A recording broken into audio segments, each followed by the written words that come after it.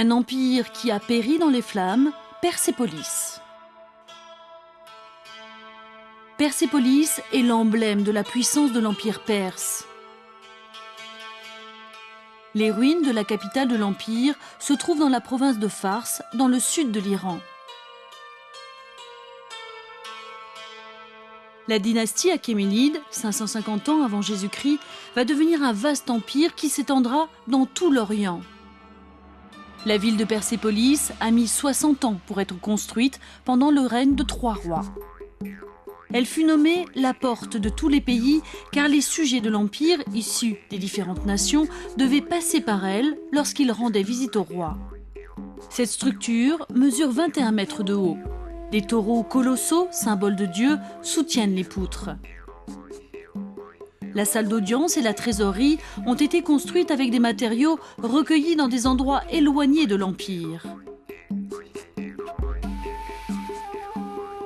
Persépolis est la preuve vivante de l'apogée des cultures de l'Orient. Elle représente leur gloire. Le système d'irrigation utilisé est appelé Kana. Un réseau d'eau souterrain, relayé par des puits qui ont été creusés, permet à l'eau d'être distribuée dans les villages et les fermes. Les Kanas distribuaient l'eau dans les terres arides sans les assécher. Un système encore en service aujourd'hui. L'Empire perse a dû affronter l'Empire grec. Le roi Alexandre le Grand est arrivé près de Persépolis en 330 avant Jésus-Christ. Il est entré dans la forteresse et s'est dirigé vers le trône. Il a ordonné de brûler le palais.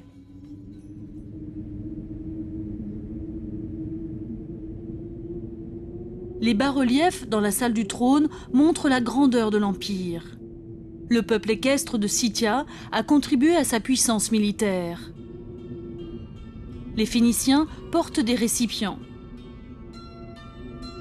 Les Éthiopiens offrent de l'ivoire. L'or de l'Inde était destiné au coffre de l'Empire. Les chameaux étaient un gage de loyauté de la part des Arachosia, soit une partie de l'actuel Afghanistan.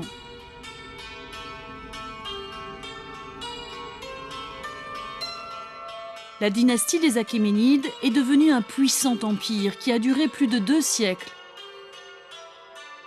Les ruines de ces colonnes sont hélas un rappel de son histoire dramatique.